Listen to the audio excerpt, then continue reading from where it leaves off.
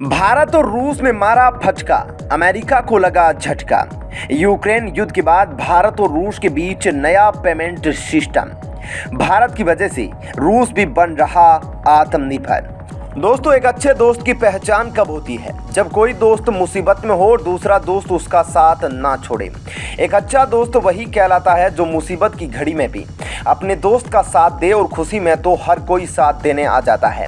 और भारत वही है जो रूस को इस मुसीबत की घड़ी में साथ दे रहा है। आपको पता होगा, इस समय रूस से जितने भी देश हैं सब दूरियां बनाकर चल रहे हैं, लेकिन भारत और रूस इन दिनों काफ़ी ज़्यादा करीब आ चुके हैं। दोनों देशों के बीच में कई चीज़ों को लेकर भारी डील हो चुकी है।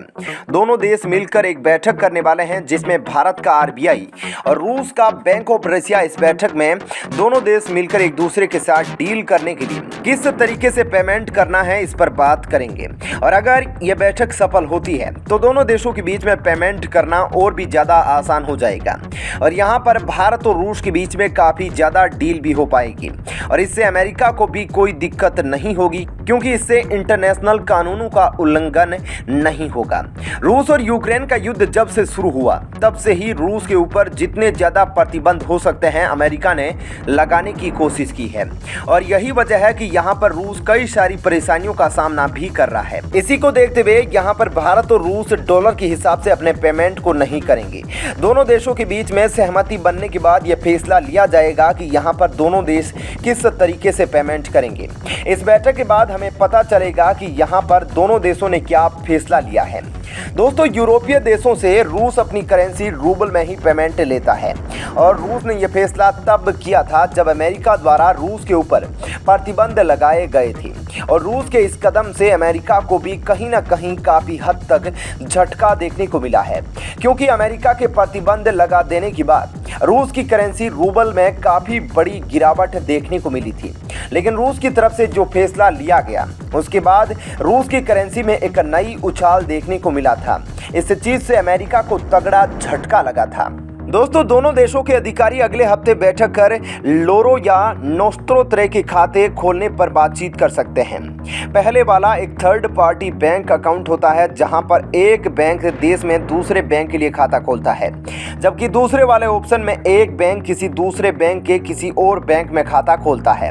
इस बैठक में दोनों देश आपस में बैठकर देखेंगे कि दोनों देशों के बीच में किस तरीके से खाते खोले जा सकते हैं और किस तरीके से दोनों देशों को आसानी से एक दूसरे का पैसा ट्रांसफर करने में कोई दिक्कत ना आए, ऐसा कोई फैसला किया जाएगा। इसके बारे में मिल रहा है कि इस बैठक में कई और बैंकों के प्रतिनिधि भी बुलाए जा सकते हैं। और आप ये बात अच्छे से जानते होंगे, जब रूस के ऊपर प्रतिबंध लगा था उस समय रूस ने भारत को कच्चा तेल बेचने का फैसला किया था और भारत ने भी अमेरिका से बिना डरे ये फैसला कर लिया था कि भारत रूस से कच्चा तेल खरीदेगा। और यही वजह है कि आज यहाँ पर भारत सबसे ज़्यादा कच्चा तेल दूसरे नंबर पर रूस से खरीदता है। दोस्तों, जब यहाँ पर रूस और भारत के बीच में एक पेमेंट सिस्टम तैयार हो जाएगा तो इससे दोनों देशों को ही फायदा है, क्योंकि यहाँ पर जब भारत चाहेगा रूस से कोई सामान खरीदना या बेचना तो उसे भी आसानी होगी। इस तरीके का कदम दोनों देशों के लिए फायदे का सौदा होगा। वहीं रूस के राष्ट्रपति व्लादिमीर पुतिन ने अमेरिका पर तंज कसते हुए कहा कि दुनिया में अब उसका दबदबा हो गया है। पुतिन ने अमेरिका के सहयोगी देशों को सलाह दी है कि वो रूस के खिलाफ किसी बहकावे में आने से पहले अपने फायदे नुकसान के बारे में विचार कर ले। पुतिन ने कहा, अमेरिका खुद को मैसेंजर ऑफ लॉर्ड यानी भगवान का संदेश वाहक समझता है, जबकि हकीकत यह है कि वो अपने सहयोगियों से भी गुलामों की तरह बर्ताव करता है। दूसरी तरफ ब्रिटेन के प्रधानमंत्री बोरिस जॉनसन रूस यूक्रेन जंग शुरू होने के बाद दूसरी बार कीव पहुंचे। जॉनसन ने यहां यूक्रेन के राष्ट्रपति वोलोदिमीर जेलेंस्की से मुलाकात की। मॉस्को में शुक्रवार को एक प्रोग्राम के दौरान पुतिन ने अमेरिका पर निशाना साधा। कहा, अमेरिका अब पहले जैसा ताकतवर नहीं रहा। दुख इस बात का है कि वो अपने सहयोगी देशों के साथ भी गुलामों की तरह व्यवहार करता है। अब उसके सहयोगियों को भी यह समझना होगा कि दुनिया में अमेरिकी दबदबा खत्म हो गया है। ये होना भी था, क्योंकि अगर आप हमेशा दूसरों को कमजोर और गुलाम समझेंगे तो एक दिन आपको इसकी कीमत जरूर चुकानी होगी। न्यूयॉर्क टाइम्स की एक रिपोर्ट के मुताबिक पुतिन ने इस कार्यक्रम में करीब 70 मिनट तक बयान दिया। हैरानी की बात यह है कि इस दौरान उन्होंने एक भी बार रूस यूक्रेन जंग का जिक्र नहीं किया। हालांकि रूस पर आर्थिक पाबंदियों और इकोनॉमी का कई बार जिक्र किया। हाल ही में संसद में विश्वास मत जीतने के बाद बोरिस जॉनसन फिर एक्टिव नजर आ रहे हैं। शुक्रवार को वो अचानक यूक्रेन की राजधानी कीव पहुंचे। यहां उन्होंने यूक्रेन के राष्ट्रपति वोलोदिमीर जेलेंस्की से मुलाकात की। फरवरी में जंग शुरू होने के बाद जॉनसन दूसरी बार यूक्रेन पहुंचे हैं। बोरिस ने जेलेंस्की को भरोसा दिलाया कि ब्रिटेन और नाटो यूक्रेन की हर मुमकिन मदद करेंगे। ब्रिटिश आर्मी यूक्रेन के 10,000 सैनिकों को ट्रेनिंग देगी। इसके अलावा मेडिकल फैसिलिटीज को नए सिरे से डेवलप किया जाएगा। पश्चिमी देश रूस के खिलाफ और यूक्रेन के पक्ष में शायद कोई बड़ा फैसला करने जा रहे हैं। कम से कम गुरुवार और शुक्रवार को मिले संकेत तो इसी तरह इशारा कर रहे हैं। फ्रांस के राष्ट्रपति Emmanuel Macron, German chancellor Olaf Scholz और इटली के प्रधानमंत्री मारियो दाग्री गुरुवार को यूक्रेन की राजधानी कीव पहुंचे। इन सभी नेताओं ने पहले कीव के उन हिस्सों का दौरा किया जहां रूस ने जबरदस्त हमले किए हैं। इसके बाद यूक्रेन के राष्ट्रपति वोलोदिमीर जेलेंस्की के साथ लंबी मीटिंग। इसके कुछ ही घंटे बाद जॉनसन यहां पहुंचे। माना जा रहा है कि पश्चिमी देश कोई नई प्लानिंग कर रहे हैं। इसके अलावा पाकिस्तान के आतंकवादी अब्दुल रहमान मक्की को सुरक्षा परिषद की ग्लोबल टेररिस्ट लिस्ट में शामिल करने पर चीन ने फिर अड़ंगा लगाया है। भारत और अमेरिका मक्की को अलकायदा बैन कमेटी के तहत ग्लोबल टेररिस्ट घोषित करने पर प्रस्ताव लाए थे।